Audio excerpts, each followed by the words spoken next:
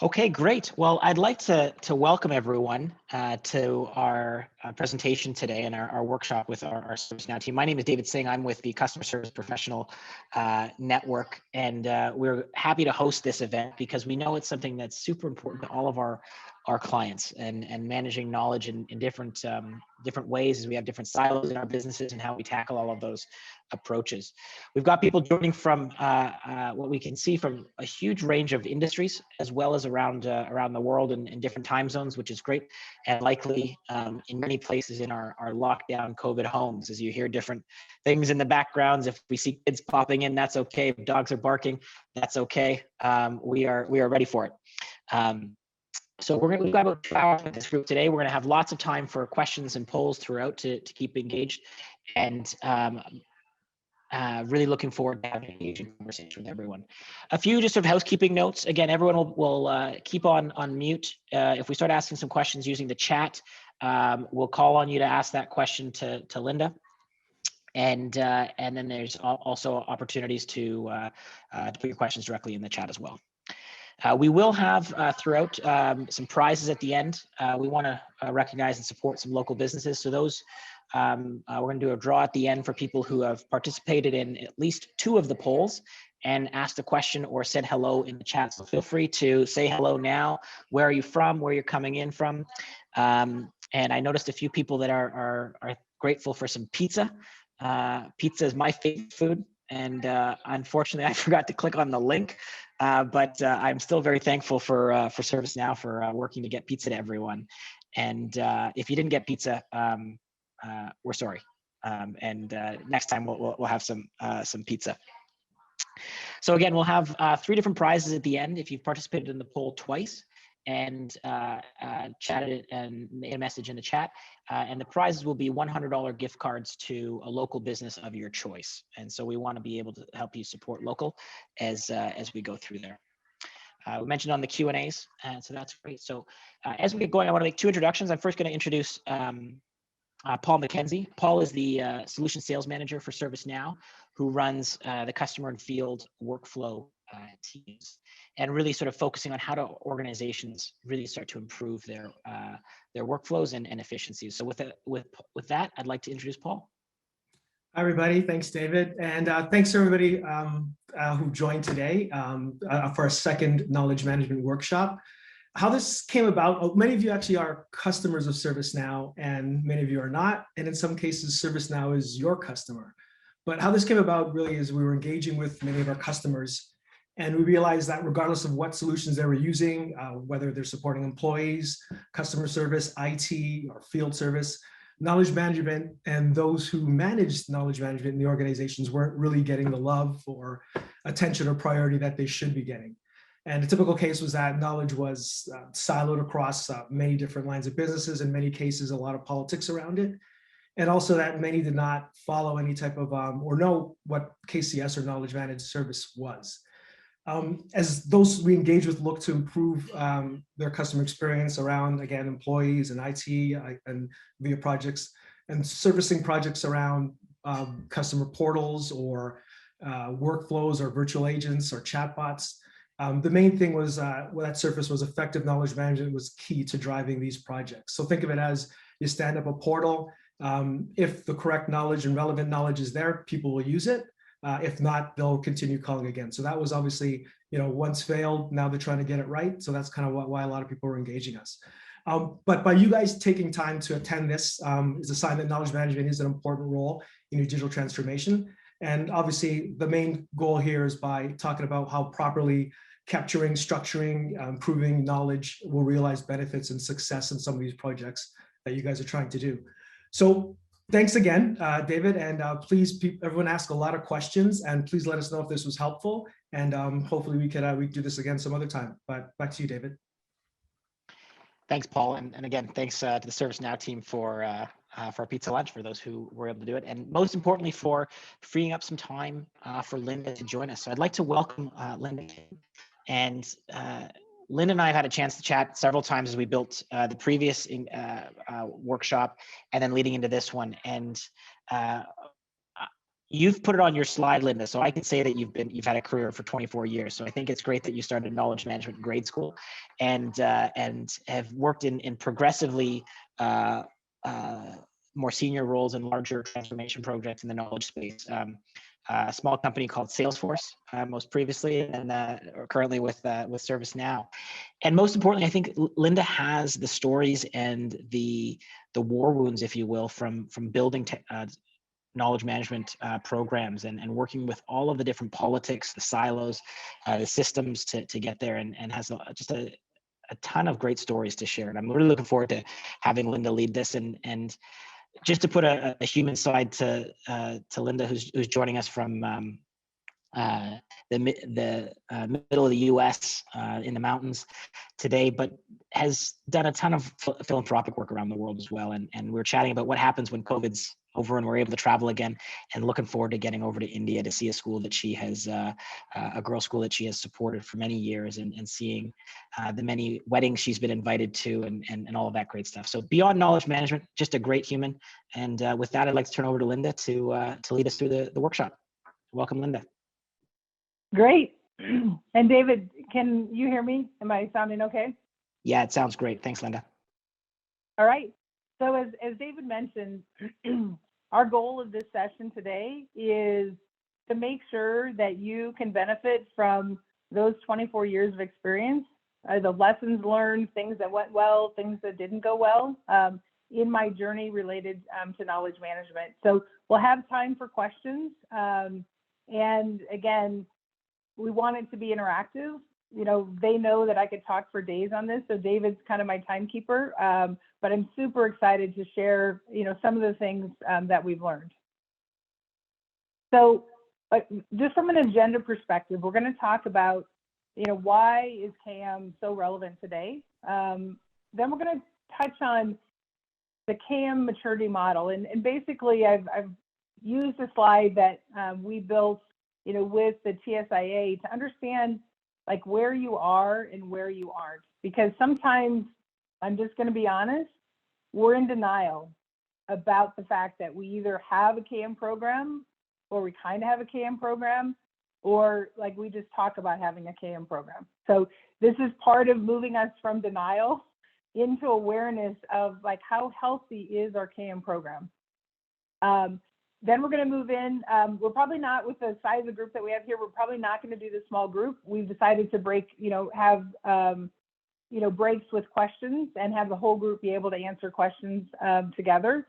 And then I'm going to talk about, you know, as Paul mentioned, there's this thing called the KCS methodology, which stands for Knowledge Centered Service.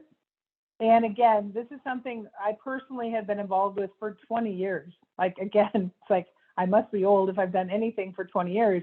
But the idea here is this is a methodology that basically grew up in support initially, because in support, you always were doing more with less. And it was a really tough environment to expand and scale. And then, which was awesome, 10 years ago, like when I was at Salesforce, we took this methodology into the HR team because they needed to grow and scale just like the support organizations. And so we're going to talk about how this methodology applies, you know, as Paul mentioned, not only to support, but it applies to HR, applies to IT, and it applies to professional services, and all the other organizations around your company can actually benefit from this. So measurement and business outcome is actually like how do we show the value, right? That's the question. So I want to help you understand, again, we'll plant seeds in this area. We've got a couple slides on like key lessons. And so stay for the end because you'll want to have these as takeaway. And as David mentioned, you know, we actually have, you know, prizes for those that kind of must be present to win, you know, at the end. So I wanted to talk about two things. So when did KM become a thing? You know, just from an honest perspective, in my career, it wasn't a thing, you know, when I started. And if we look back to the days, 2001 is when Wikipedia began as one of the key ways of a collective ownership that did just-in-time editing. Again, and these were really different concepts to say that this is a collective ownership by by everybody who was using the content. And if we look at just what happened there, started in 2001, and the fact that 6 million articles, right, and encyclopedias basically went away because of this phenomenon. So then we want to talk about Google, right? So September 1998, Google began. Who would have thought in this day and age, Google became a verb, right? Again, when I started my career, Google wasn't even a thing. And consumers today, they don't have to know where to look to get information. They just go to Google and they get some ideas of what this content is about. So this idea of structured knowledge management that has a whole vetting process, and it's really changed the game, with the fact that, Google and the way that we live our lives is the same way we want to live in our day jobs as the way that we live when we're not working. So I wanted to, again, just give you the sense of where this consortium, again, this was 1992 when the KCS principles emerged. It was originally tech-focused. Then in 2016, it rebranded to knowledge-centered service. So we were expanding out of support. And it's very active today. And we're going to go through kind of this whole methodology. But to realize there is a proven methodology that's been in the industry now for almost 20 years is really important for us to leverage the fact that this is something that's been proven out in the field and refined and refined and refined. And so we're going to spend some time talking about that. The other thing that's important about why knowledge management is so important today relates to the fact that what's happened in the world in the last year. It used to be that you were in your office and you had a question and you couldn't find the answer. You just popped up and you just yelled over the cube and asked for help from somebody. We know that environment is probably gone forever. And so the fact that people being able to connect to information that's reliable and accessible, where they don't have to necessarily reach out to their coworker because their coworker may not be as easily accessible as it used to be, that makes this whole knowledge management thing super critical, not only for your internal employees to connect with each other, but for your customers to connect with you in new ways, because they can't just do it the way that they used to do it.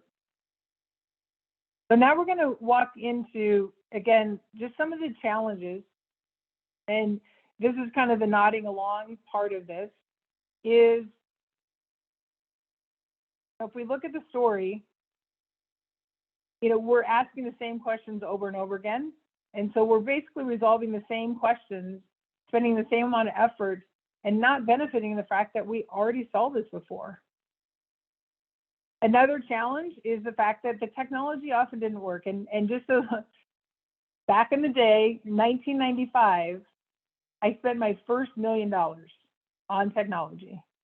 And again, I was a support professional, and you don't have $1 million just laying around. So I had to go literally to the chief technical officer of the company and the president. I met with them and said, I want to spend $1 million. We had a homegrown system. It wasn't meeting our needs. We were scaling, growing.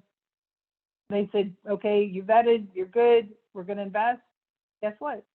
The technology did not support basically what we needed. And so this was a huge challenge, and many of you have kind of fallen into that trap. The good news now is the technology stacks actually have been designed to support these workflows. So now the focus is really from a people and a process perspective. How do we get them aligned to build this content? How do we make sure that the users are prepared to consume the content? And so this has really changed the game in the fact that in today's world, the technology actually does support it. We know that everyone's storing content in different places, right? And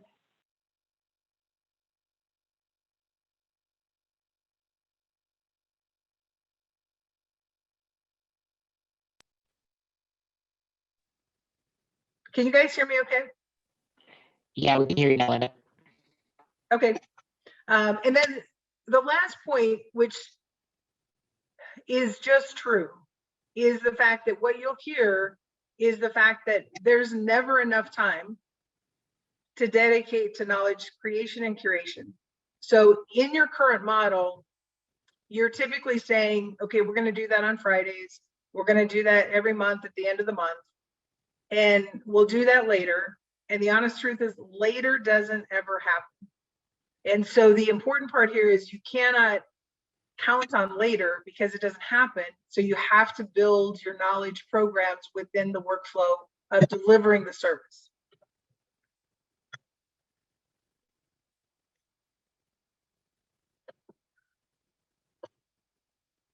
All right.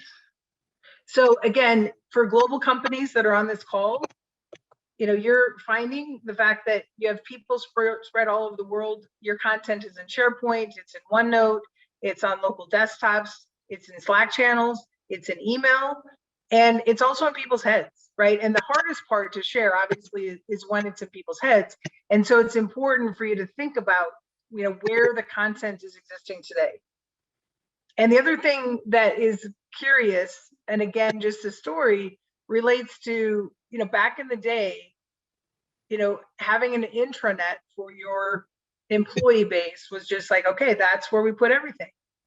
And then we learned that the intranet in its form was really good for the person maybe who was wanting to store the information, but it wasn't necessarily designed for the person that needed to retrieve the information. And so although it was a great repository, if it wasn't findable, number one, if it wasn't consumable, because people said, well, I'll just put the travel policy and everybody can just read the travel policy. Well, we know the travel policy is written for compliance purposes, not written for consumability. Therefore, even though you've got it posted, it's not going to meet the needs because the users are not going to be able to consume that in the way that you want them to. So you want to know that you have to have compliance elements, policies, procedures, but you have to have another layer on top that makes it highly consumable. So the journey of people, process, and technology, right? So the goals, we know, better knowledge sharing, you know, self-help, whether that's your, you know, internal employees or whether that's your customers.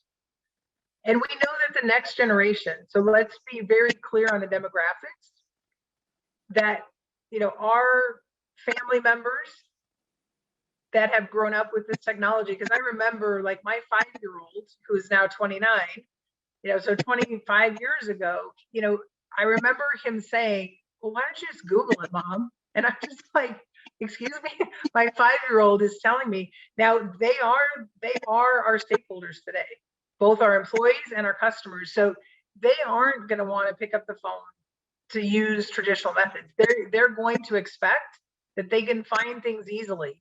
And from a vendor loyalty brand perspective, we need to be aware that that is the demographics, and that's also not going to change. That's going to get even more involved.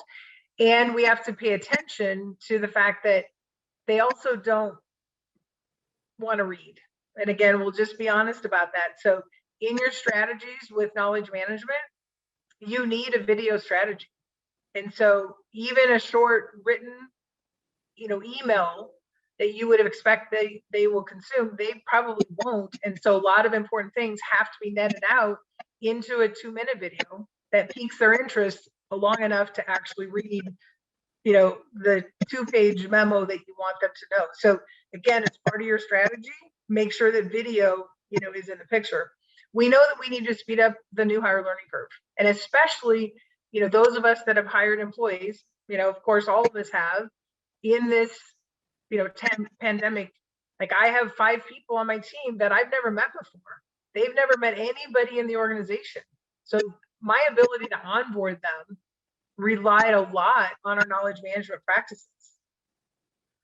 We know, you know, in those of us that work cases, so if we think of HR cases with our employees, we think of IT cases, we think of cases or incidents with our customers, we want to be able to solve all of those cases, you know, much more quickly. And then the last thing is content curation, making sure that you have a way to keep your content thriving, alive, current. And again, historically, knowledge management systems have been, let me publish it, I'm good.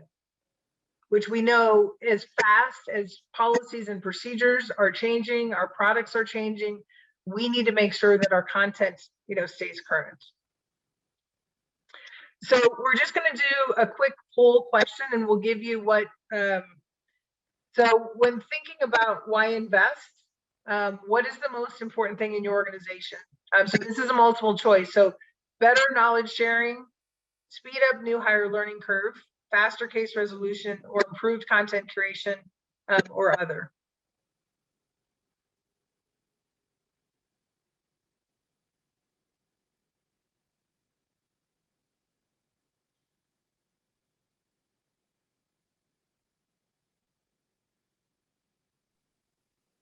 As people are responding, if people are responding others, I'd be curious to type in what some of those other things might be in the chat as we start to see the responses coming in. We're just at about 75 of 100.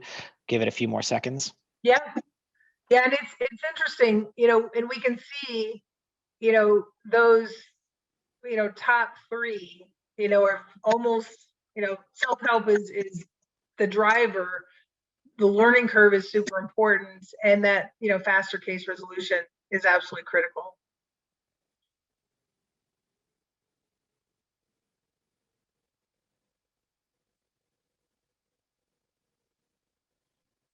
Excellent. Great. All right. Move along then.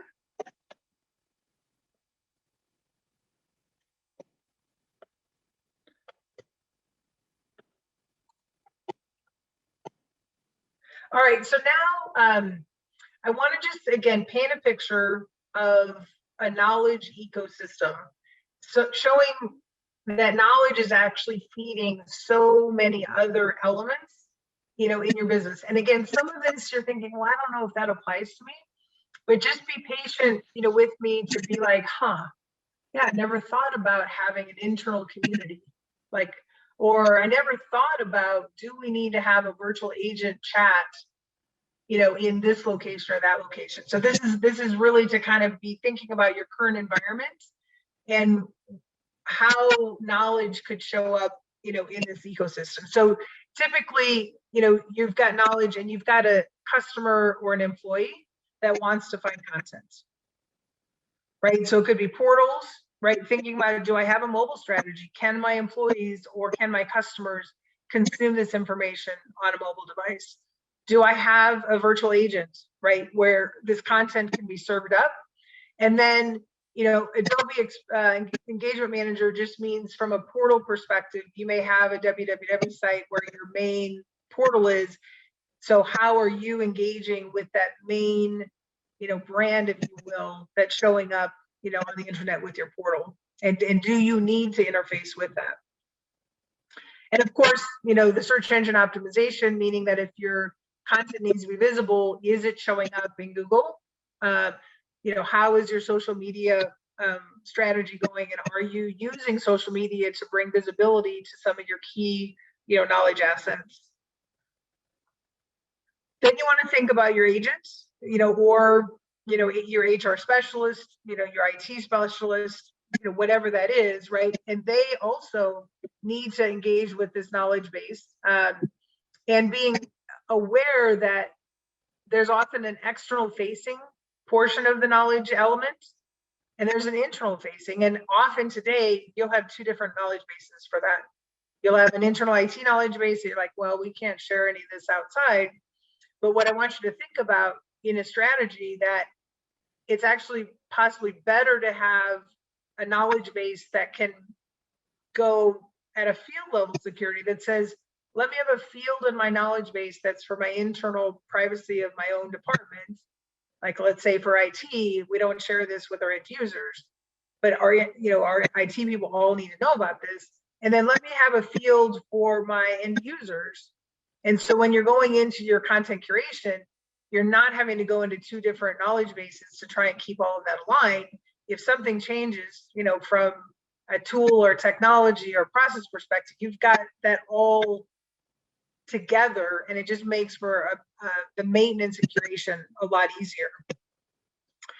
Right. And then, you have your create, who's creating, who's approving, what that environment is, and you're going to have a governance process, from your knowledge manager perspective.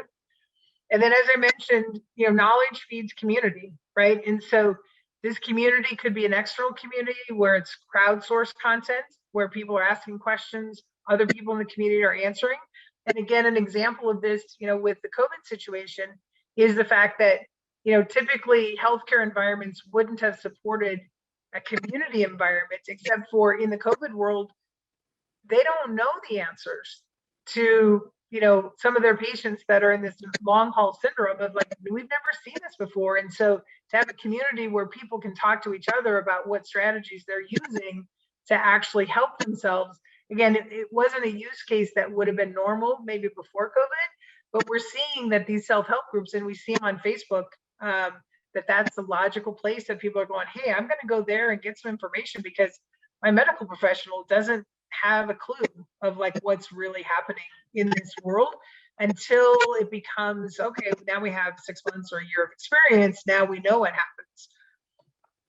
And then, just being able to realize that, your support teams, can participate and lurk in the community. They don't have to drive it.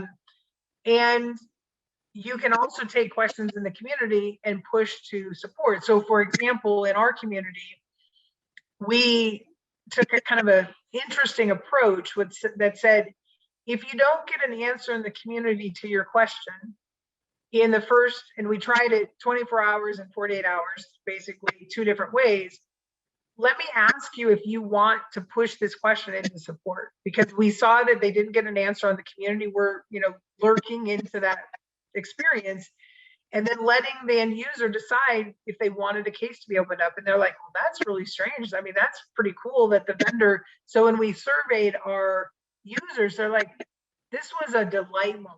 This was a really surprise moment that you decided to do that, because they said, we've never seen the vendor pay that close of attention to what's happened in the community to make sure that the end user is satisfied.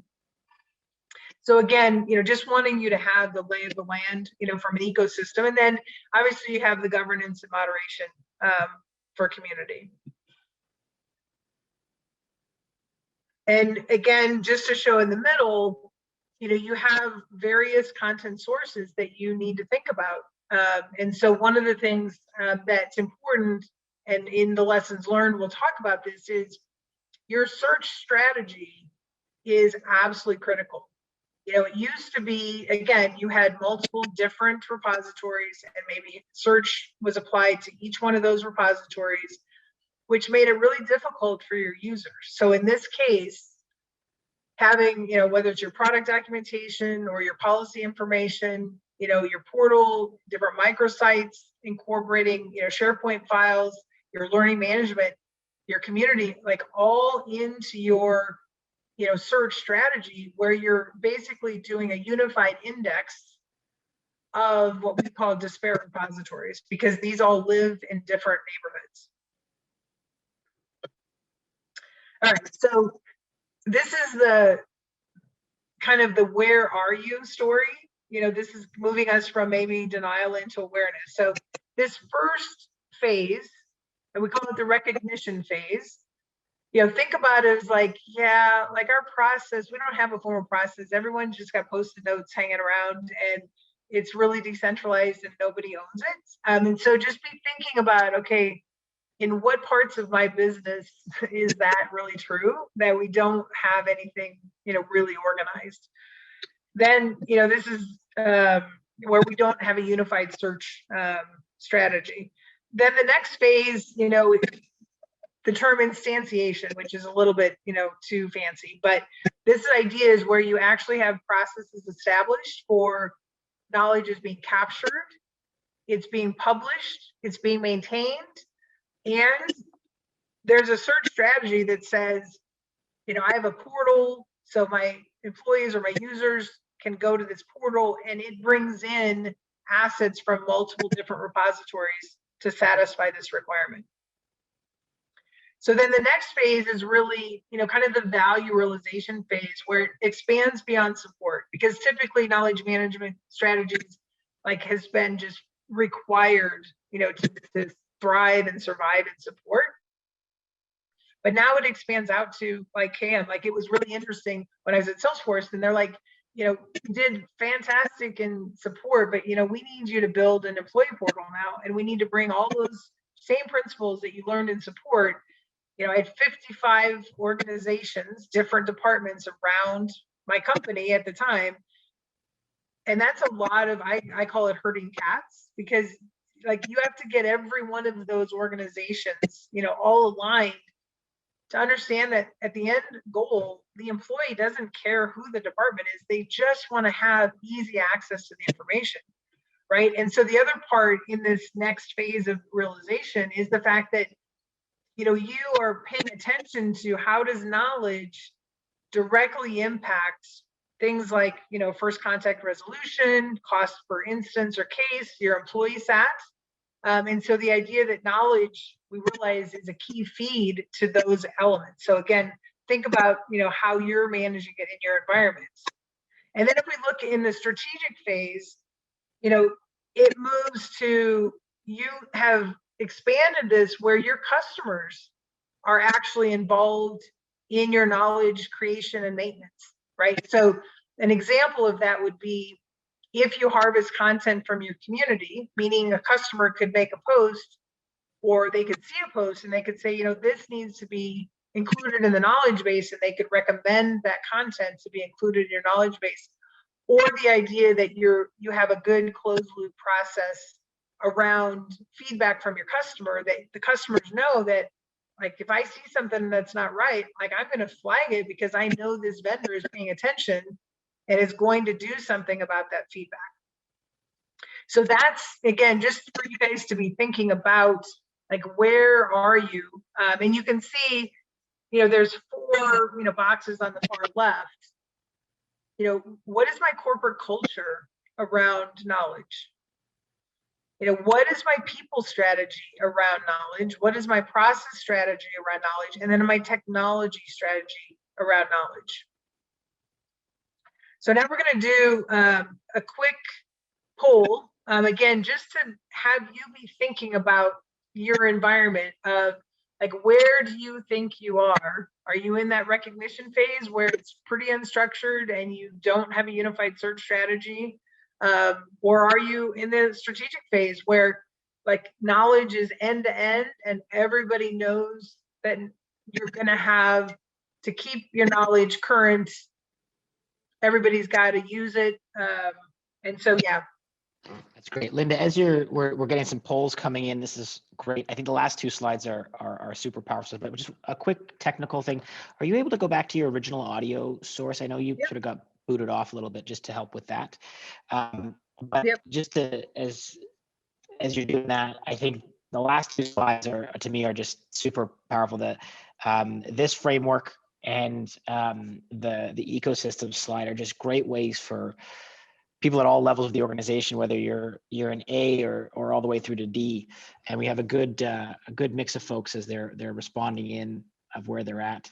I just would remind people as we're doing this, if there are questions, we're gonna have a question break in just after this poll. So if you have some questions that you'd like to ask Lynda, I know there's a few that are in the chat that we're gonna try and tee up for Lynda. And in some cases, we know she's gonna get to some of that in the later presentation. But it looks like we are finishing up the poll here with a good about 80%, 75%, which is great. And back over to you, Lynda.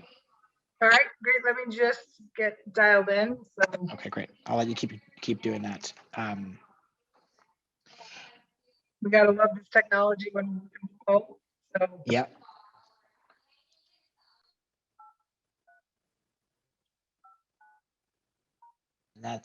So there are a few questions around ROI that we're going to be asking in just a bit. So yeah, just remind people if you can see the polls coming in, you're able to ask some other questions as we get to the to one of the break sections for Q&A in just a minute.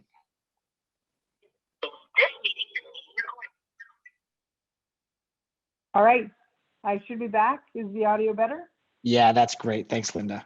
And so maybe if you want to comment on the poll, and I know I have one question leading into the next question break, but maybe just your comments on the poll results.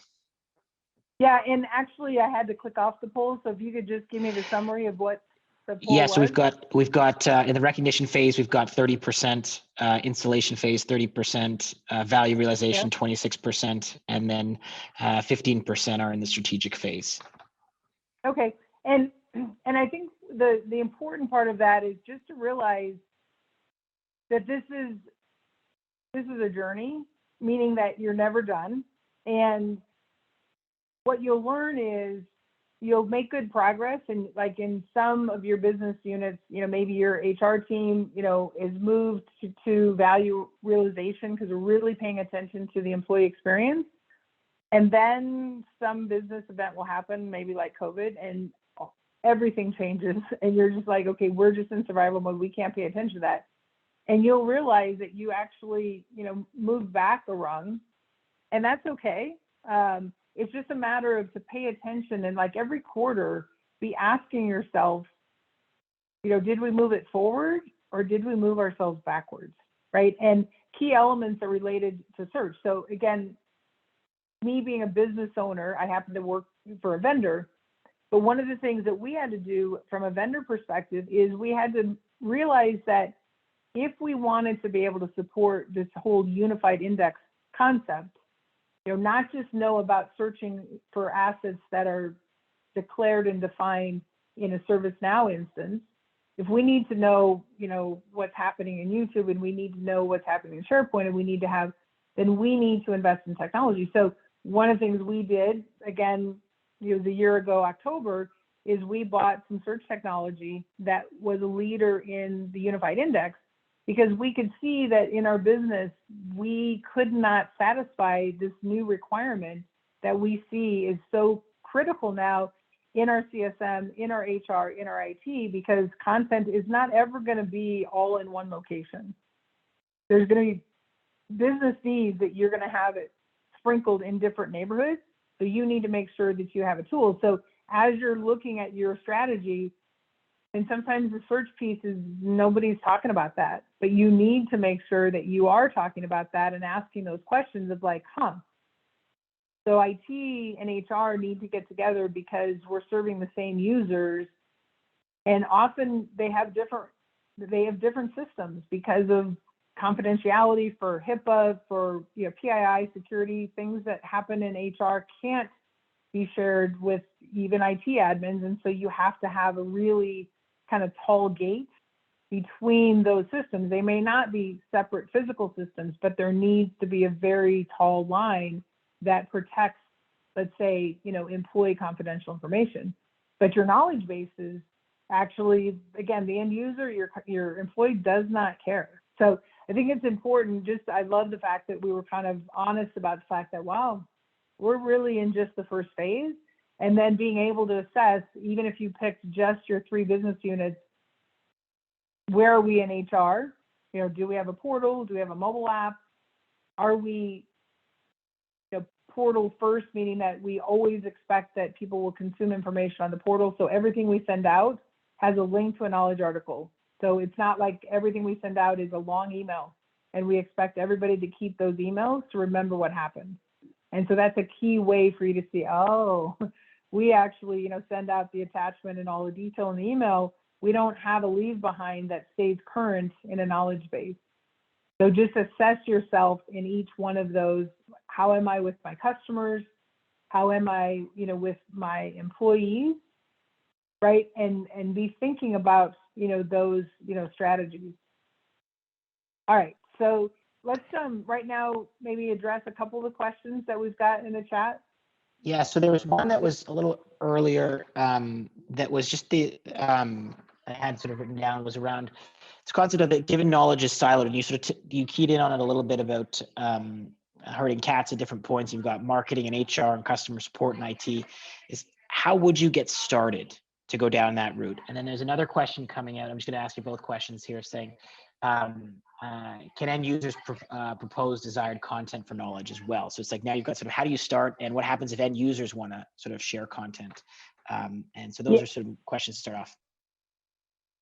So the way that, so where do you get started is if you can start with like a core initiative that like affects everybody and nobody has a strategy, that's often a great catalyst that says, okay, we don't have a plan for this. We need to have this for compliance reasons or new business or an acquisition or something happens that creates an event that you all rally around. That usually is a good way to say, okay, let's start building something new to support this business initiative.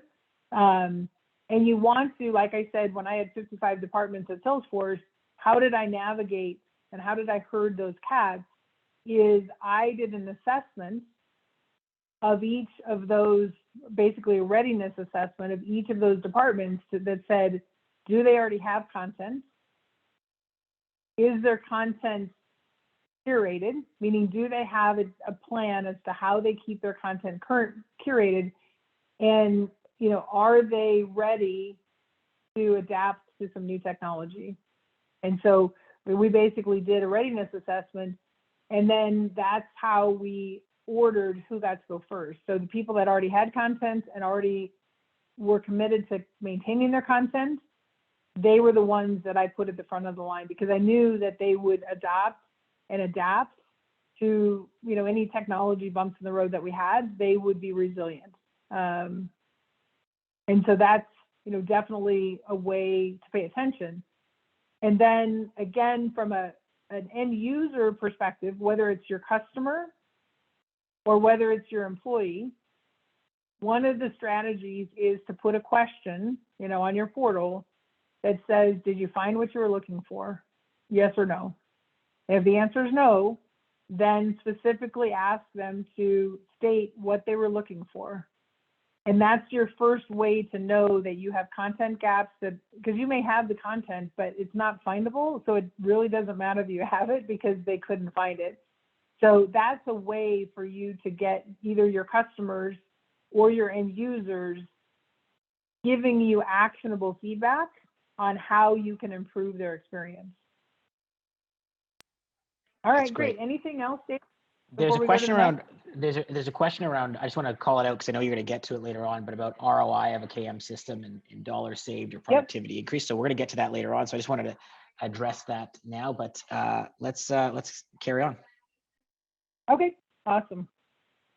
So now we're just going to jump into the knowledge-centered services practices, just so that you can understand the concepts. And again, there's a website that has the practices guide all spelled out. This is, you know, free for public use, and we won't go into it in depth, but I want to give you the key principles, because the honest truth is nobody implements KCS, you know, by the guide, right?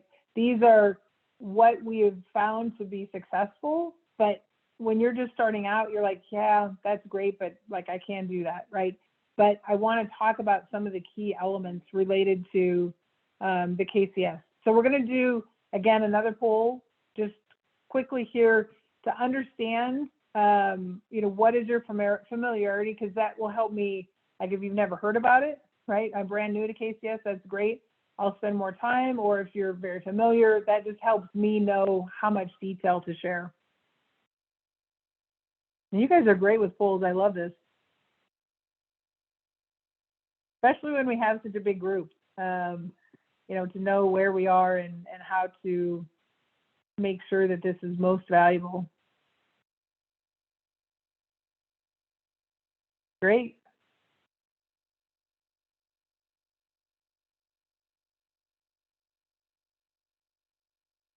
Yeah, so it looks like, you know, we've got, you know, 36% brand new. You know, 40% are I've heard about it but don't know much. So they're, you know, and then we've got, you know, a quarter of the people that, you know, I'm very familiar, you know, with KCS. So that just helps me know that we'll spend a little bit more time in explaining the principles, and that will be, I think, a good use of everybody's, you know, time here. Awesome.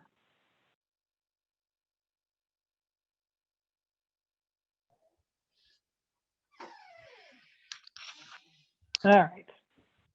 So what we're going to focus on, for a few minutes, because KCS is actually summarized in this graphic. And again, it's a little bit of a complex graphic, but once I orient you, we'll talk about each of the elements. Is in the KCS model, there's a solve loop, which is on the right-hand side, and there's an evolve loop. So what we're saying is the solve loop means is we're going to capture the knowledge, we're going to capture what we're learning with each experience. So whether it's with each question, with each case, we're going to capture it real time. And then the evolve loop is part of how do we keep the content up to date. So if we start on the right-hand side with the solve loop, so what we're saying is we're going to capture what we're learning, which means as we're logging the ticket, as we're solving the issue, we're going to use that case tracking tool to capture, and I like to call it's the windy trail. Like, you've got a question in from an employee and, it's about benefits and there's this and there's that and there's details. And then at the end of the experience, there's what did we learn? And it could be that you learned something that's only applicable to the internal team. Could be with IT, right? You learned that in this situation, our normal process doesn't work because if they're running this or this hardware, or they're in this region, or they're using this, internet provider or this mobile device, it can't work that way. So the idea is you're going to capture what you learned in answering that question or solving that problem. You're going to structure it, and structure is super important because, again, I mentioned back in the old internet days, and literally 10 years ago, like we had a party because our goal was to kill the internet from a company perspective. And it was like, whoa, that's kind of like really dramatic. Are we sure we're going to do that? And again, it was a 2-year initiative, but we systematically, moved the content that was necessary and needed to be updated to the new location. So it was really kind of an in-place conversion that we did over 2 years. But the idea is you can have your policy information and I'll let you attach that or let you put a link in your knowledge article to that document, but that's not your knowledge article because that is not highly consumable and therefore it's not functional for your end user. So you need to structure your content in a way that is designed for the end user. And that's not typically how policies and procedures were ever written. They were not focused on the end user. They were focused on, let me make sure this is a complete policy or a complete procedure. And we also say we need it to be structured so that the human brain can process it, just like PowerPoints have been designed, because human brains, they like bullets, like 5 bullets, like 1 sentence. 2 sentences gets complex, 3 sentences, they'll never get to the 3rd sentence. So the idea is the fact that in your knowledge article, we want a lot of white space. We want it to be bullet oriented where you're summing up what are the top 5 things. If you only could have them learn and know 5 things, what would they be? And the search engines actually do way better with content that's structured in that way. So I like to say no marketing foo-foo paragraphs, right? So typically, you'll have a overview paragraph. Honestly, the human brain, they see that, they skip the overview paragraph. They go straight to the bullets, and you're like, but didn't you see that sentence in the overview was like a really important sentence? And they're like, no, I never even saw it. So it's important to realize of how you're bringing attention to information. So reuse becomes important in the fact that just because somebody viewed an article, and again, in the old days, views were how you determined a reputation of an article. If they had a lot of views, oh, it must be valuable. Not so much, actually. And so the reuse concept is, let me be very prescriptive that says, for this case, I used or reused this article, and this is what I gave to my employee, or this is what I gave to my end user or then my customer to solve this.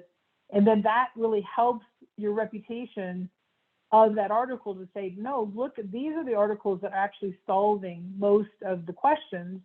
So when you're reviewing your content for which should be retired or which should be pinned and highlighted and boosted in your search versus which things just need to be retired or consolidated into another article. And so your reuse is important to establish what we say like a KB score, where every article has a reputation and it gets evaluated on whether it's still useful in the system. And then the last principle on the solve concept is improve. And like I said, what that means is there is was this helpful, yes or no, on every single article, which allows, your internal users or your customers to give you specific feedback on that article. And the other piece that's important is for your internal team, and again, it all depends on who your team is. So for instance, if it's your, compensation team related to stock options, that's compliance related items, that content is typically completely locked down, and the only people that can maintain that are people with that specific expertise. Same with security, and there's several, elements that are like, no, nobody else gets to touch this content because it is that special. Audit pays close attention to it. And then there can be other articles, let's say in your IT, process, that everybody, in this IT department owns these knowledge bases, and everybody, if they are working with an end user on an issue and the steps aren't working and they missed a step, and it needs to be in there, that you have permission and you have the rights to actually edit that article, add that step, republish it. And so for the next person that uses it, it's been updated. And so the idea is the improvement method can either be for some repositories that people can edit real time as they're experiencing it, or it could be that for compliance purposes, it is completely locked down to certain departments. So that's the solve loop. And then if we look on the evolve loop on the left-hand side, you want to pay attention to the content health. You want to have a process that says, does my content have eyeballs on it at least once a year? And you can decide, some content might need to be reviewed every quarter based on compliance. Typically, this needs 90 days review, this maybe needs 6 months review, and this needs annual review. And depending on, again, what your audit requirements are, you can structure that, but make sure that you have something that expires content in a way that the team that owns the content is accountable to do that review.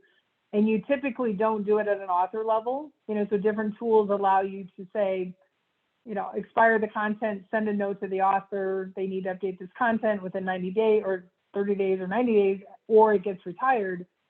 That's not helpful because often as teams have changed, that author may not even be in the same role, they don't really care about it, and therefore they don't take action, therefore then it gets retired, and now you as a knowledge manager, you're like, oh my gosh, I can't have that happening. So make sure you have, an approach to content health. Process integration becomes important. So again, back in the day, the tools didn't support this, but you really wanted, when someone's opening up a ticket, you wanted knowledge articles to be displayed literally as they're viewing that case. In the same way, when someone's logging a ticket on the portal, you literally want your knowledge articles to pop up in the case solving process for the customer that says, hey, I know you're logging a ticket, but maybe these articles could help you, and therefore you don't have to log a ticket. Maybe we can solve this right here. And so that's where the process integration is right at the point where someone is logging an issue or solving an issue, that knowledge is integrated into that conversation. Performance assessment, of course, the idea is, in these environments where you may be paying attention to how many cases they closed, what was their time to relief, what was their CSAT. You also want to have, how did they play in knowledge? What's their attach rate? How much content did they create? How much content did they retire? And so you want to make sure that knowledge is in your performance assessment. And then, the last but not the least, it's actually the most important element, is every time that your leadership team, whether it's, all hands meetings, whether it's announcements, that there's always a knowledge discussion that says, hey, we're announcing this and we've got a knowledge article that gives you the rest of the information. And whatever it is, they always are speaking about knowledge. Like if it's customer escalation or, user escalation or a process change like this COVID thing, to make sure that no matter where we're talking about what are processes and procedures around, COVID, return to work, travel policies, that we always have a knowledge article. So again, be thinking about your environment of like how integrated is knowledge into each of these components. And so the KCS methodology is basically challenging us to think about that, all in the customer experience and the knowledge reuse. And then if you're in a product team where you're a vendor and developing products, how integrated is your, let's say, your defect process, where you're capturing the defect and you're letting your customers see those defects and engaging with those defects. It says, hey, me too, I have the same issue and I don't want to log a ticket on that. I just want you to know that this is important to me. And so how engaged, is knowledge in driving your product to improve based on what we've seen in the field that says this product was hard to install, or this, installation manual wasn't complete, or this automated thing on my mobile device didn't automate the way that I wanted it to. And from a user experience perspective, if we fix the product, that's going to improve the customer satisfaction, that's going to reduce your tickets, and it's going to have an overall positive impact on your business. So that's in a nutshell, and I'm going to go through a little bit more in the KCS, but I wanted to, since we had, quite a few people that didn't really know like what this KCS thing was about. And what you'll find, so KCS, the Consortium for Service Innovation, owns this whole process. And what they've done is, like I said, back in the day when the tools didn't really support this, they have actually built a program because they're vendor independent, and they will assess the vendors to say, yep, their product actually supports all of these processes, and they become, verified. So in our case, ServiceNow happens to be V6 verified. That's the current level of the KCS standard. And there's many other vendors, Salesforce is V6 verified. I mean, there's many other vendors that are V6 verified, but the idea is making sure that you're looking at whether your technology is going to support your process. All right, and so again, just to have the visual of what this looks like, whether this is an internal or an external experience, doesn't matter. So basically what's happening here is, your end user or your customers are going to search, they self-help, they didn't find an answer, they create a case, we create a knowledge article, we share the knowledge. So again, basic, process integration. Now, one of the questions that comes up is, so on the content continuum, like where does this KCS thing play, right? And I've talked a little bit about, policies and procedures, and I just want to have you be thinking about this, that, right? So if we start on the far left, on the continuum, so we've got conversations. So that could be a chat, that could be an email conversation. The next could be social networks, comments in your community. We talked about emails, and then your interactions then can turn into knowledge articles. So what we're saying here is not every conversation, not every case note in its, independent case note or not every post in a social network or community is going to become a knowledge article. Like it needs to be, you know, a complete answer, let's say, to a question. Now, the other thing that you want to think about, though, is you go down the continuum of you've got policies and procedures, you've got diagnostic guides, configuration guides, and product manuals. And really what's happening then is you want your knowledge articles to feed into these formal guides so that your support teams, whether they're in HR, IT, or you know, customer service, they don't have to maintain these knowledge articles forever. You want some of this content to, if it's being used enough, to feed back into your formal documents. Therefore, you're not on the hook, you know, to build these teams that keep all of this content current.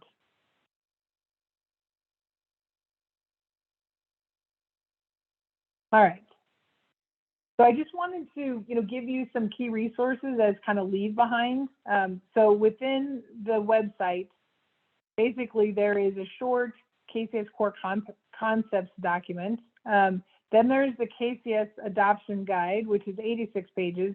And then there's the KCS practices guide, which is a much, you know, bigger element. So I'm not going to go through this in detail, but I just want to pique your interest so that you know, and the website here at the bottom, and, you know, we can post this, you know, as a follow-up, you know, in our kind of thank you email of this resource. But basically in the core concepts, this guide, you know, takes you through, you know, each one of these elements. So starts with your transformation and continuous improvement concept of how do you keep this alive and well. The second point is, you know, buy-in at all levels. So if you're a frontline manager and you're like, oh, like I want to create a knowledge base, and this will be great for my team. If you don't have buy-in at the senior levels, it won't sustain. Let's say you move to another department, that knowledge base that your team had usually dies on the vine, meaning that nobody keeps it current because it was you that kept it alive and well. That's why you want it to be a more sustained, you know, having more levels buy into this. Leadership is actually critical because it takes time to do this properly. And if the leaders aren't engaged, it'll be very difficult to sustain. And we have leadership changes, right? In this very dynamic environment. We want them to think about this is a collective experience and collective ownership. So this is where it gets, you know, tricky of like, you know, who owns this, you know, and department wise, you know, in prep for this meeting, they said, okay, Lynda, so where should the KM program live? And I said, like, wherever it has the strongest leadership, you know, so that's where it needs to live so that it can be cross-functional. And you want to have a cross-functional leader that interfaces with, you know, whether it's IT and process management and HR, that all of that, you know, hangs together.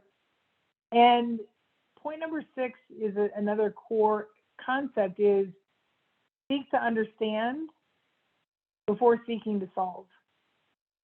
And this goes to the idea that you want your content and the content writers to be, let me understand the context of the user first. And so that's why when you have a content team that's separate from your frontline team, the content team is writing it in the department language, in the solve, like, here, let me just write all this detail down. Well, we know that that's usually not written in the organization of how the end user wants to see it. Therefore, it's not going to be as effective. And so you don't want to have a separate content team that's just writing without them knowing how are the questions coming in. And then point number 7, you know, in the core concepts is sufficient to solve. And again, this can be dramatic because what this says is the articles are not going to be perfect in the fact that you don't have the time or the money to make them perfect right at the moment that you're creating them. And so the idea here is if it's sufficient to solve the question that you engaged with the one user on or the one customer on, and then as it's being reused, you have a methodology that improves that article and expands it out. And so like when I started at ServiceNow, I did have a knowledge team and they were focused on making the articles pretty. And there was a huge backlog and my time to publish was horrible. I'm like, okay, we need to change this up because I can't afford for us to be focused on making these things pretty and not getting them into the field where people can use them. And so that's a very delicate balance. And I'm not saying that you want content that's not professional, but we're saying that if we trust this person, whether it's an HR analyst or an IT support person or customer support person, if we trust them to talk to our end users and solve issues and solve problems for customers, we trust them to write it down. I mean, we don't have somebody that goes and relooks at all their cases and does quality to make sure they did their cases right. So we don't have to have that same oversight on every single article that they write.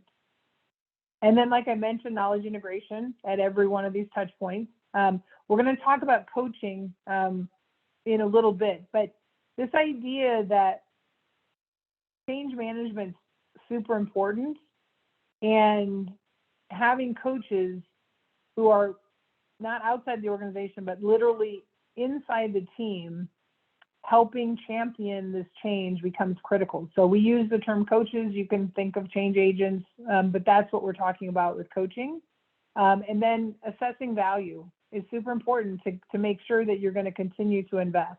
So all of these concepts are actually detailed, explained examples, in these reference guides.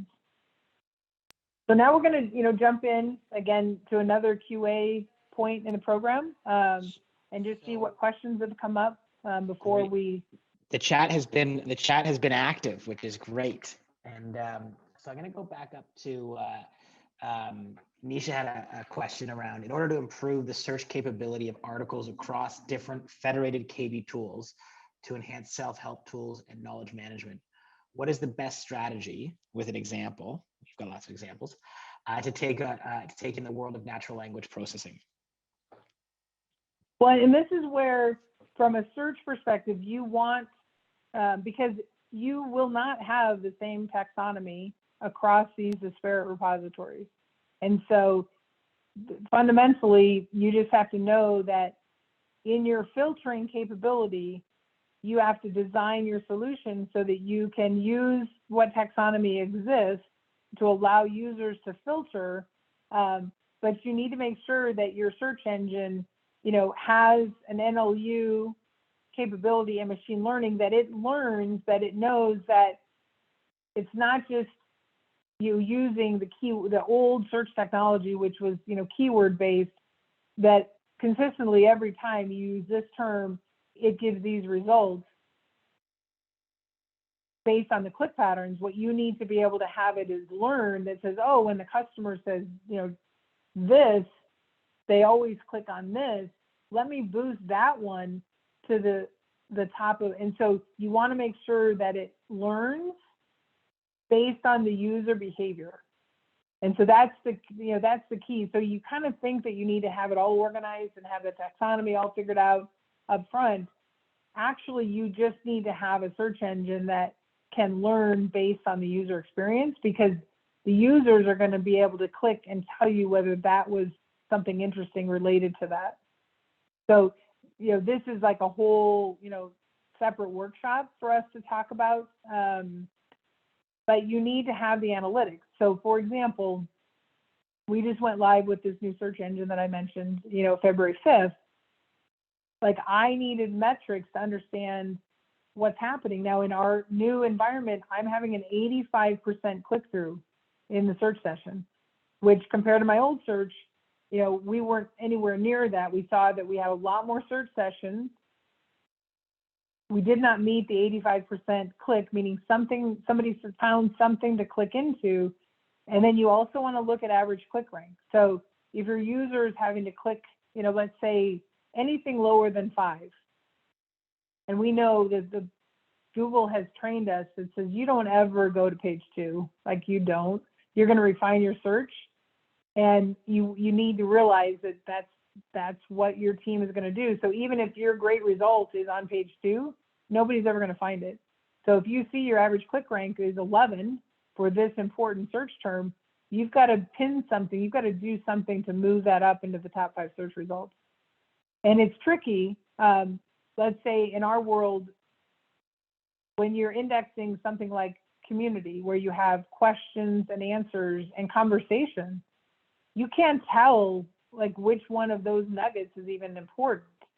So what we did with communities, because we have millions and millions, of interactions that aren't that meaningful if you don't have the full story, we're only indexing those question answer pairs where someone has flagged that answered my question.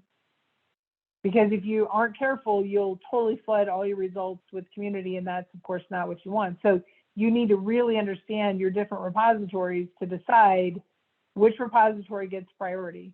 Same way with, like in our case, product documentation. I mean, we have 80,000 topics. Now, and they're very verbose. Their encyclopedia is how to do these things. So our product documentation is very extensive. If we didn't adjust the priorities, the only thing that would show up in search results would be product documentation. You would never be able to see, let's say, your knowledge articles. And so we had to, work very diligently related to what are the search results. And in our test team, we had, 34 people, that spent 6 weeks with us actually looking at the top 5 results and flagging and reviewing every single result and saying, this one's a good one, this one's a good one, this is totally random, this should not be in the top 5 results. So you have to really have some good dedication around search to be able to pull off this, unified index of multiple repositories. So again, this is one that we could go on for a while, but a great question. I'm going to go back to another one from, so go ahead, Lynda. Yeah, no, I'm ready for the next one. Okay, perfect. I was going to say, so Nancy asked a question about how do you suggest the approach of getting leadership buy-in? You talked about this a little bit before, but maybe if you want to key in on this one, and just we're at the 2:15, or sorry, the sort of 75-minute time marker. I know we've got a few other areas to get to, so just as a heads up on timing. Okay, so leadership buy-in. What you need to make sure is you're tying this knowledge initiative into something that matters to them. So for instance, in a support world, because scale is important and being able to do more with less, when you can help them with a self-service strategy that says, if we can shift this work to people we don't pay, again, that sounds bad because you're like, these could be your users or your customers, but you're basically saying, I'm going to shift this volume to people that we don't pay in our support organization, which will allow us additional capacity to do the things that we need to do. So when you use that kind of language to help them, like, oh, if scale's the important part or reduce costs is there, then that's important. Another element that we use to measure our impact, and when our next section is on measurement, relates to if we can reduce the time to relief or time to resolve, that makes customers happy. So CSAT goes up, that makes your internal employees happy, that makes ESAT go up. Again, you're speaking their language of like, and so you need to speak their language first, and then you need to help them understand how knowledge can solve that for them. All right, so let's, I think we'll move on. So again, we'll just touch on these things to think about, but in your governance, think about that you'll have these different work streams. You'll have a content work stream, and again, your content work stream lives forever because everybody needs to be paying attention to content, for the rest of their lives. You'll have a technology work stream, right? So typically IT will leave that, and you're gonna they're going to be helping you with, workflows, approval, case integration, article templates. And I have a search work stream as a separate work stream. And again, that's intentional. Some people go, well, isn't that part of technology? And it kind of is, but it was important for us to have that as a separate, work stream. You want to have an implementation and training work stream, where they're going to be the ones, that are going to do your rollout, your training. A metrics work stream, really important to make sure that you can measure some outcomes and program adoption elements so that the leadership team sees how we're doing. And then we had a communication work stream that was focused on rewards and recognition of how do we keep this present and alive, in the ecosystem. So in a sample adoption timeline to think about, and this of course happens to be the one that I've just been doing here at ServiceNow, but basically you're going to have, your agent and your manager training. This is incorporated. This is part of the fabric of everything you do. So this is going to be part of that. And then any new hire core training for your teams, this is going to be just everybody learns this. But in the implementation, what we started with is we took 6% of our tech support engineers. So that it was 29 people. That was in my first group in April of 2018. And basically this team, defined the training materials, the content standard, the approval workflows, all the technology. And then we went live with it. And then in between April and August, we, did a retrospect. We actually made several changes based on, they're like, yeah, that was good, Lynda, but we can't do it that way because that won't scale. People will not be happy with that. And so we needed to make some technology adjustments in between April and August. And in August, we took twice as many people. So about 70 people were in our second wave. And that included not just tech support engineers, it also included the frontline managers because they can be a little bit difficult in making sure they incorporate how important this is to their day-to-day activities. And then again, we did the same thing from August to January. We did a retrospect. How do we do? The other thing that was important is to take, just like I mentioned, of departments, when you do that assessment, who are the early adopters and who are your laggards, right? There's some teams that change is difficult for them. So those teams did not show up in my wave 1 or wave 2. Like we made sure that we had a global footprint, being a global organization. So we didn't want it to be, oh, this is an America's initiative. We had people from around the world in our wave 1. And to kick that off, we actually flew people in from all over the world to do a KCS training for, this April go live. And we did the same thing with the second group in January, just to make sure they knew this was super important. But in January, when we kicked that off, this was a third of our department. So again, 600 or 700 people we put through this process. And then in July, we did the rest, half of the entire organization was part of wave 4. And then, I put, 2020, which of course we know 2020 was an interesting, time for us, but measuring, behavior adoption. And I put future, meaning you're going to do this forever. So this is not a project, and it's almost not even a program, because this is the way of life. This is how we're going to run our business. And then I'll touch on coaching, but I want to, speed up so that we, get to metrics. But in the model, it basically says if you invest in training people up front, and these are change agents, so we trained them, hour and a half training, and then we assigned them a coach, someone from their team. I mean, literally from their team was their coach. And we had that coach review all their articles in the first 30 days. And then basically over the next 30 days, we just spot checked to make sure they were searching, attaching, creating. And then we moved them to what we call contributor. And so this was the way that because we know 30 days makes a habit, 60 days to keep a habit, right? And then we could say, okay, then we'll just monitor their numbers after that.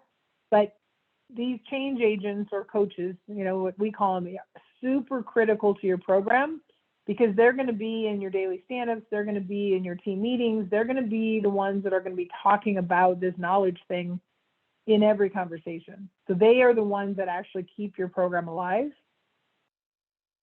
And again, you know, we did, you know, max, we had 5 TSCs per coach. So we, you know, KCSs, you can do 10, but I didn't want to burden people with that.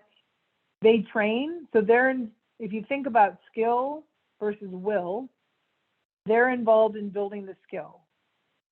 If they see, the coach sees that people just aren't doing it, they turn those over to the manager, because the manager is in charge with the will issue of like, you can't make me, I'm not doing this. That's a manager issue. And then of course they give feedback on, you know, their articles that they're creating.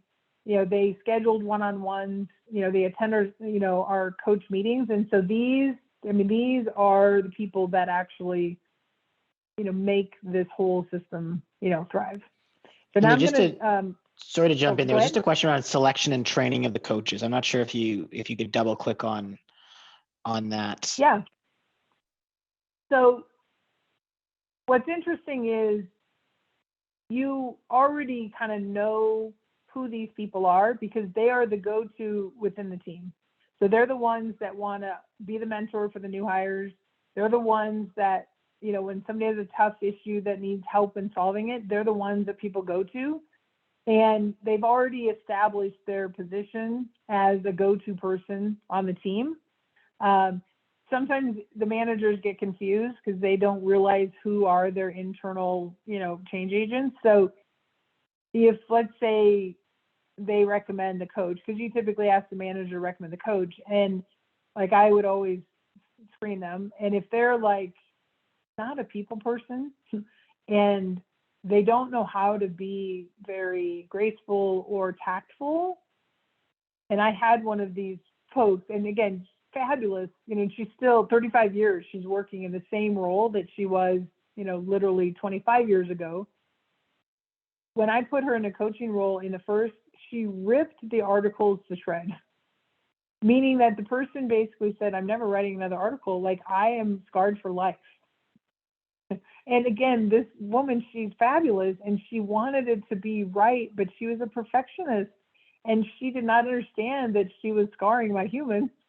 And so it's just one of those things that you have to know when you're teaching somebody something new. They're not making a bad article just to make a bad article. So if you rip them, you know, and they won't want to create another one. And so really paying attention to, like, are they a little bit of a nurturer or not? And if they're not a nurturing type, they can't be a good coach. So that's a great question.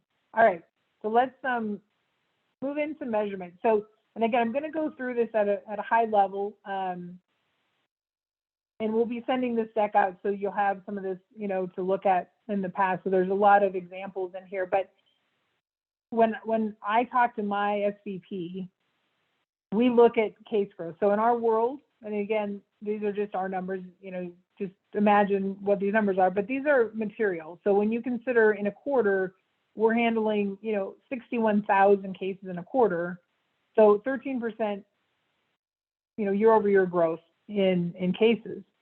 If we look at the key metrics that our team is being measured against, we're looking at cases solved with an article attached, and what was the days to release? Like, how quickly did we solve them? And what we have been able to prove consistently year over year is the fact that when an article is attached, our numbers are 1.99 days, less than 2 days. And this is median. So we're pretty particular in our numbers, and median, to move median is not easy because you're taking the long tail and the short tail off. So moving this number was very difficult, but it's very statistically meaningful that says, oh, so 45% faster resolution, which means happier customers or end users and happier tech support engineers because things are just being solved much quicker. And this doesn't even include how many that we shifted out for them to self-help. So the three areas that we looked at is we looked at this first on the left of global adoption of how many people were searching from the case. They used to search and do queries and do all sorts of things because their search wasn't embedded in their case process. So we needed to get them to search in order for them to attach. And then how many tech support engineers are creating?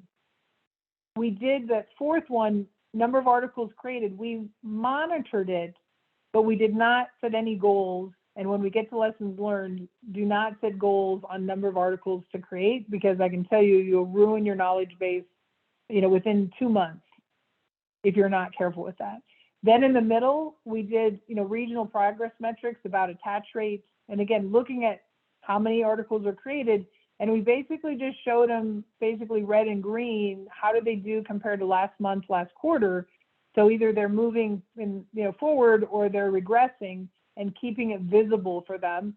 And then on the far right, like I said, we measured time to relief, number of cases deflected, and this reuse percent. So this is just a sample of things that you want to think about. So this was our self-service success. And notice how many are the green versus how many are in the blue. So what we're experiencing, and you will too, is the fact that everybody goes to Google first. Doesn't matter if you have the best portal in the world, your content has to be findable on Google, because that's where they're going to start from. And so it's great to invest a lot in your portal, but SEO becomes absolutely critical for your public content, obviously, for your customer facing activity, but it's just a way to say, what is your self-service success? This is an example of our evolve loop, and I'm not going to spend a lot of time here, but what we were able to give the teams was very actionable in the fact that we could tell them, based on a score of their articles, what percentage were current and which articles needed to be reviewed because their reputation or their score was low. And then this was a dashboard that the team, basically every quarter, which was amazing for me to see that I could get all my teams to incorporate the content evolution. 2,600 articles were reviewed in a quarter, and they retired them and they updated. So having a dashboard that helps them with this content evolution is really, really important. Then we had an attach health dashboard. So we trained on process.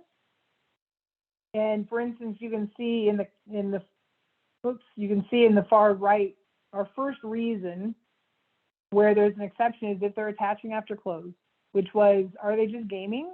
Meaning somebody told them they have to have a good attach rate, so they're just finding an article and they're attaching later. I'm like, no, that's not the behavior that we trained. And so we made sure we had a dashboard as we were rolling this out to our entire department, that we could really pay attention to our attach health. And if people know you're watching their attaches, they are much less likely to game. We had a health check, and so what we're showing here in this first one is to make sure that they were looking at how many new articles were created, and then how many different people were creating articles. And then we could show them, again, red and green on their attach rates to make sure that, okay, what happened in Q3, like everybody's attach rate went down. So like, what was the story there? Now, not dramatically, but you'll just notice a trend. And in this whole knowledge program, what you find is you fall, we call them into the ditch, because some other big initiative has taken their, hearts and minds, and they've forgotten that this is important. And so keeping this visible is really important. So just from a results perspective, and again, employee engagement is super important. So this is just giving, in our world, we have an 85% employee engagement. And, our attrition, is low compared to and so we paid attention to how is this program impacting the team's engagement?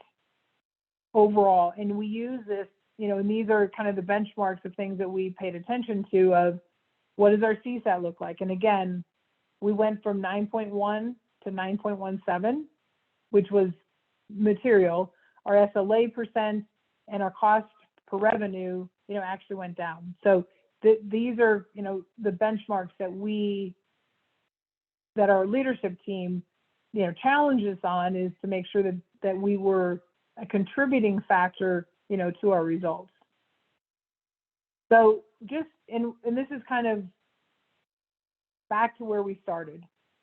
So our use cases and our benefits, so faster case resolution, decrease in low priority case volume because we shifted that work basically out to our portals. We had faster onboarding, allowed us more time to solve new complex issue, and we improved our product quality. So we had an 87% increase in attach rate. We already talked about our resolution. And then this is the part that is still a shock to me. So over the last 2 years, literally creating 1,000 articles per month-ish. So about 10,000 articles created each year, which these are people that didn't expect or even want to create content, that are doing it consistently and, basically helping our customers. So I'm going to skip this poll question right now because I want to make sure that we, get to our lessons learned. And then we can decide if we want to do the poll question. So I split it into process and technology as here's the top 5 things to think about it. And then the second one is the people side. So again, select a vendor, if you like this KCS thing and it makes sense to you, make sure that you find a vendor that's verified and that has a strong commitment to search.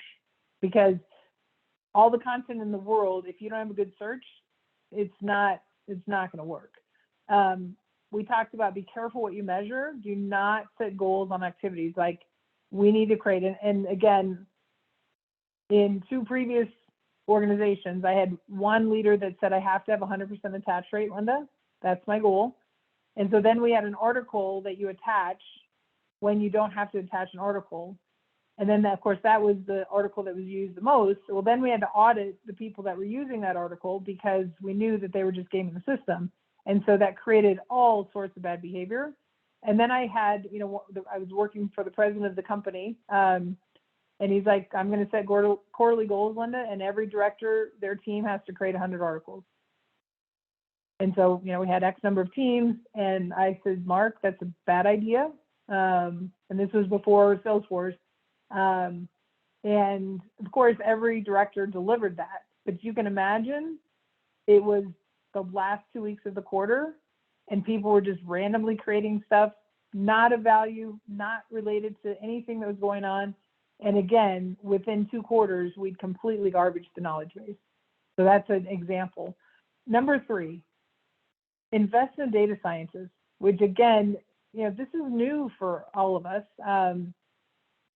But over the last, 5 years, because this metrics and measures is so critical. And I traded in, one of my team members because they said, Lynda, like you need a data scientist. I'm like, okay. So I knew they couldn't be on my knowledge team because I didn't have any peers that could help a data scientist. But I said, okay, I will invest and, and put a position on your data scientist team, but you can assess the technical background on this person, but I get to make sure that they can speak mere mortal, like that they can speak my language, and I get the final decision on who we hire because I'm funding it. Number 4 is using a data migration strategy as a training opportunity. So meaning that you migrate the most used content, typically 20% of your content is used 80% of the time. So only plan to migrate 20% of your content and then let the team say, well, I know you're going to do this 20%, but I'm going to go find my favorite articles and make sure those get migrated. And then they get used to the system. And then point number 5, which is with any digital transformation, is use an agile methodology. I mean, your requirements are going to be changing. You might think you're going to be doing this team and this initiative, and then some big thing happens and you're actually going to be doing something else, and you need to be able to respond. So on the people, and we've talked about this, but I just want to reinforce. So strong executive support is critical. Make sure that you have this core team, to design the process and deliver the training consistent with that. I mentioned our frontline managers are absolutely critical, so they must buy in. The fourth point is invest in coaches. And I have to say, and I've done this many times, many places. And this time was the best time, meaning, and the reason we have the success we have is because I actually got to do the coaching thing right. And in previous organizations, we had some coaches, but they weren't really committed, and on and on. And so if you don't have good change agents to have a program that sustains, it's really difficult. And then, I'll just point a recognition program. And I want to speak to the fact that this isn't gift cards, that if you create X number of articles, everybody gets a gift card, every month or every quarter. That's actually the absolute worst thing that you can do, because then they think, oh, it's not part of my job. Like, I get extra perks if I actually create content. So we, in the KCS world, talk about ego food, in the fact that when you can give them data that shows, see this article you created, and see it's been reused, 150 times by your peers, and it's been viewed 3,000 times in the portal, they go, whoa, that's cool. I want to do more of that. And so, and again, we're now, year 3, and we're now sending anniversary announcements of when someone became a contributor. And we basically thank them, and we give them data about like what they did in the last year, and remind them of how what they did had a positive impact on the business. And so we give, we did trophies, we did all sorts of things, but just make sure that you have some way to catch people doing something right, but it's typically not numbers based. I mean, you can look at their numbers, and certainly you're not going to recognize somebody that has bad numbers, meaning they're not creating, they're not attaching, whatever.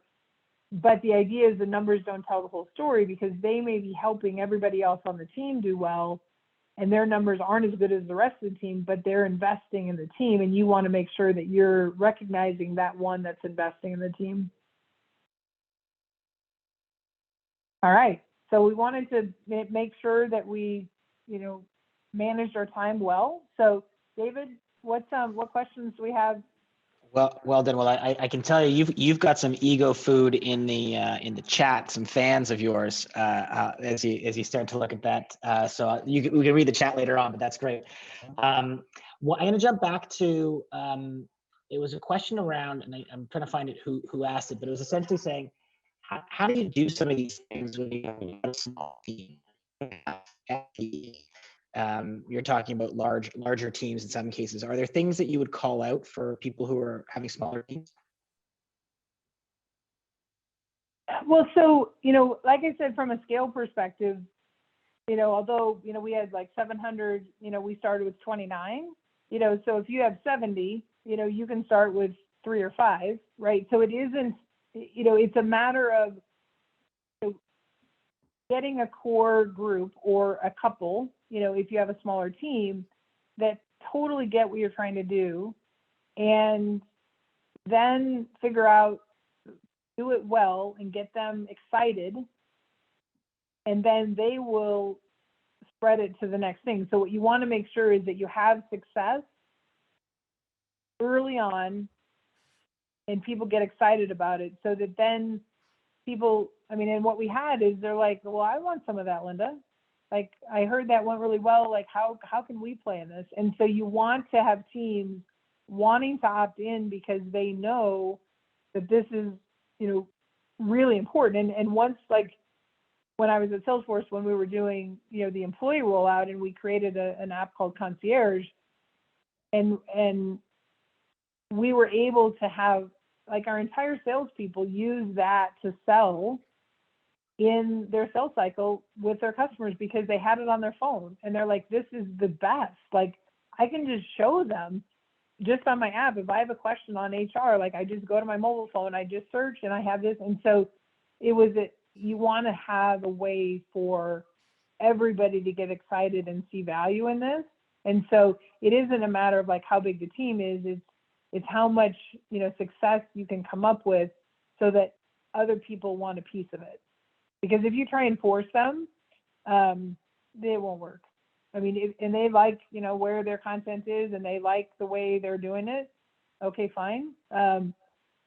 Just let them be, because eventually there will be enough peer pressure that says you can't have your own little place because nobody's going to go there anymore because everybody's going over here. So there's a few other questions coming in. One was around, I'll jump back to some of the dashboards, and I think some of the ServiceNow team were answering on that, how you've built some of these dashboards that you showed, and maybe just talk a little bit about some of that process and how you got there. Yeah, so two things there. So one, dashboards are our favorite topics, one of our favorite topics. And as I mentioned, and this has happened in every environment that I've been in, is the fact that, there's, ServiceNow happens to have a tool, performance analytics, that gives you real-time dashboards. And so I had a real-time dashboard that our managers used to be able to see the information that they needed real-time, like day-to-day, real-time. And then, we have a corporate strategy that in order to make sure that we have performance, any of our, monthly, quarterly QBR type information, we take off board. So in our environment, we use Tableau as our, big data warehouse. And so some of the sample dashboards that you see, we started actually in Excel on some of these things, which wasn't easy but we needed the data to be in front of people. So we either had a PA dashboard that they could run on their own, or if I wanted to show them the basically red and green thing, because we learned that nobody likes to be red on they don't even like to be yellow on any report that goes to leadership. And so that's how we got their attention, is monthly, they got an email that they were either red, yellow, green, and everybody got to see that they were red, yellow, green. And then they didn't like that. And that's, of course, the motivation to get them to pay attention. And then we were, over time, and this is, 2 years, we were able to build those easily, in our Tableau environment. So then we didn't have to do them manually and send them out and that type of thing. We just set our QBR data, and they were able to use that and monitor their progress, report in their quarterlies. And what's interesting now is they come to me with their numbers and say, okay, Lynda, this is what I'm going to present in my QBR. Anything else I should add here? Now, this is completely different than the way it was when I started this. I was actually just begging for them to pay attention to this data. And now they're like, oh my gosh, I need to have this for my QBR. And I want to make sure that I'm telling the exact same story that Lynda wants me to tell. So again, that's when you know that you're doing it well, is when they're monitoring the numbers and then just asking you, what else would you put in here to tell a good story? So, and the second thing, so there was 2 points there. If you're really interested in knowing more, we're going to host a workshop, actually 2 workshops, one about our Tableau, situation and just how we're doing that, because that's interesting to people. And we're also going to do a workshop of how we did our online, with our data scientists that built our online. So, because that's just a topic. So if you're interested in that, definitely, you can reach out to me on LinkedIn, email, it's Lynda with a Y, lynda.king@servicenow.com. And so if this is a topic that you want to dig into more detail, we're happy, because this is a customer facing, external facing event, just to, help our tribe, because now, our knowledge user group, is growing, because we all share these same challenges.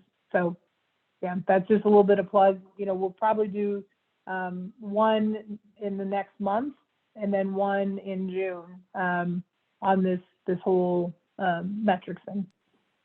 That's great. I think someone had made a comment earlier that this group chat in the session is a community in of itself. There's more answers in this group chat right now, which is great.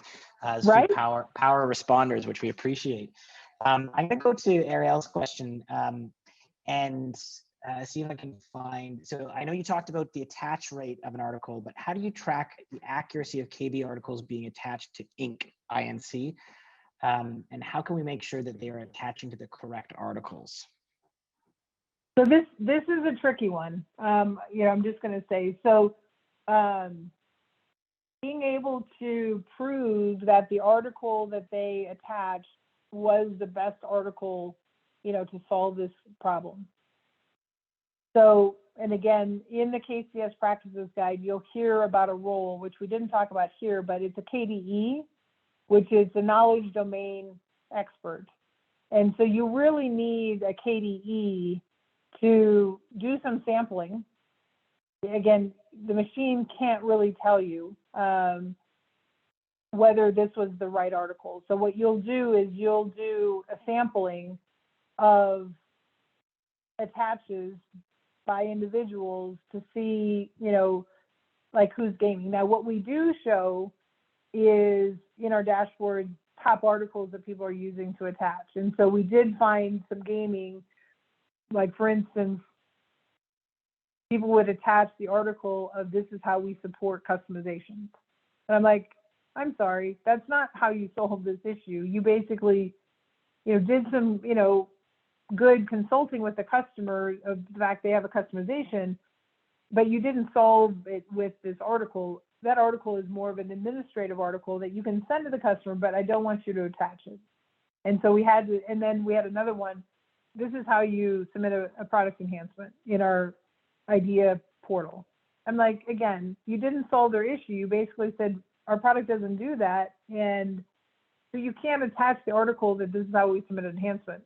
I'm not good. And so our dashboard flags those administrative articles as exceptions. So we kind of catch people doing that. But to your question about content, you need to do, an actual sample study for the different teams to make sure that you understand and they know that you're paying attention and, you're looking at which articles are being used the most, are they the right articles, the top attached articles. But yeah, that, in my experience, we haven't found the data scientists to be able to, we tried to say, how close is this article? Are they talking about the same thing? And we tried that, but it flagged way too many articles as not being relevant. And they're like, wait a second, this is relevant. This is exactly what this issue was. And so we didn't want to have those debates. And so we said, no, we actually need humans to do that sample to assess whether that was the right article. That's great. Yeah, it's sort of, that was answering another question that we had on. So I've got maybe time for a few more questions. I think we should do that poll Lynda, before we wrap up in a few minutes. Yeah. But there was one other question from Lyris or Lyris. I'm not sure if I'm pronouncing that correctly. I think it was more of a wow, 1,000 articles a month. Like, how big is your team was the question. But then there's a second part or a previous part of that question of, like, what suggestions do you have given all the things that you mentioned when there's a lower financial investment that's available to drive this forward? So you likely had a big team to get to that 1,000, but then if you don't have that either big team that we answered before, but you only have a smaller investment, what suggestions have you got? Well, so again, what's important is you don't have to have, the fancy, team and the fancy change management and all the tools. But you do need, some basic elements. So if you're tracking,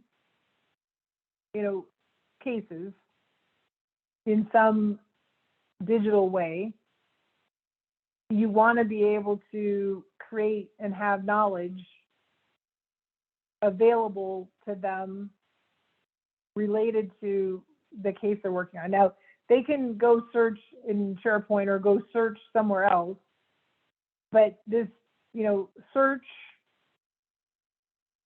solve, attach, create process integration is really critical. And there's lots of vendors that have that. So you want to say, this needs to be tied in a way that we can really measure the impact. But being able to create articles, and again, you can create articles in all sorts of fairly, low tech, low expense, but you want to be able to find them, and you want to be able to serve them up to your end users for self-service, and you want to be able to serve them up to your employees in some meaningful way, because this is the standard. I mean, so as far as, not having, the budget, I do have to say, being with a vendor so that I don't have to justify, the cost of software. I have to live with whatever we're going to do, and they may not support the features I want, and I have to live with the fact they don't support my features. But it's a little bit tricky, but really well worth it. So I would say start small with, again, some teams that, even if they're only using it within their own team, to get some value out of it and get some things going, and then start to think about who is your user outside of your team that could actually benefit from this. So you can do it, with, some very basic, technology, even when, you're not maybe making a huge investment at this time. That's great. Lynda, I'll ask you if you think we should do the last poll or not. I know you haven't done it, but do you think we should skip it? Or, because I know Paul would like to say just a few words before we wrap up, but I'll defer to you. Yeah, I mean, you can put the poll up and people can vote on it, and then, Paul can, kind of do his summary. So I think we can do that poll, right now, and then. Perfect. So this was the last poll we wanted to do, and just sort of thinking about as you think about launching or refreshing a knowledge program, what are your most major considerations? This is one of the things that we're always curious to know from a CSPN perspective of what are some of the elements that people are thinking about. So I know we've got a good group here as we finish off. So it'd be interesting to see this poll.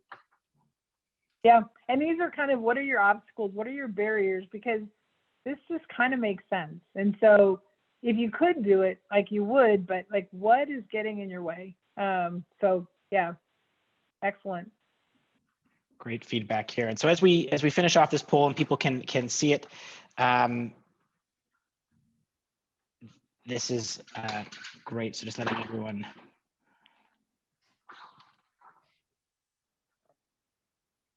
Respond back. I think, Paul, you should be unmuted now. You guys so hear me? Yeah. So back over to you, Paul. Sure. I just want to thank, as we're wrapping up, thank Lynda. As mentioned, we had a guess that this was something that was really relevant. Lynda's been helping us out with a lot of our customers on just the operations of knowledge and how to maneuver it, manage it. And what I want to ask, I think when we respond back, was this helpful? And if you guys think of a part 2 to this, or if there's a second part, what are the relevant things you want to have a deeper dive on? We'll definitely redo this again later in the year, but please let me know again if it was relevant and what number 2 would look like, or part 2. And also please reach out. I think David will send all our contact if you obviously workshops and things like that available to do a deeper dive into putting some value behind, regardless of what tool you guys are using or what the makeup is, put the value behind your company's adopting a knowledge process, and obviously the benefits on it. There is a lot of benefit to it, as Lynda was talking about. So we can definitely uncover that for you to help that project move forward. But again, thank you. Thank you, Lynda. Yeah. Go ahead, David. No, I was going to say, Lynda, any last words before we wrap up from your perspective? So I, again, want to thank everybody for, the fact that we have 81 people still, 83 people here is amazing. Thanks everybody for their time. And again, this is the beginning of a conversation. And so as Paul mentioned, David mentioned, us knowledge folks need a tribe to keep this conversation going. So I'll just encourage you to figure out who is that tribe and how do you, get connected? So in my case, the Consortium for Service Innovation, that was my tribe for the first, many years I was doing this, because nobody in my organization understood what I was talking about. And I still needed to drive this forward. So find a tribe, I would say. Great. Well, Lynda and ServiceNow team, Paul, thank you guys very much for helping to coordinate this. As you can see, we have a huge attendee group, even at the end of a 2-hour session. We've got a few minutes to get to our next Zoom meetings, wherever we're logging into next, but lots to go. We'll follow up on an email with a link to the recording, as well as contact information. And so on behalf of the CSPN team, we're really passionate about helping people solve their customer problems, and this is a huge enabler to do that. So thank you, Lynda and ServiceNow, and hope everyone has a great rest of the day. Stay safe wherever you are in the world, and we'll look forward to talking to you soon. Thank you so much. Great. Thanks, David. Thanks, everybody.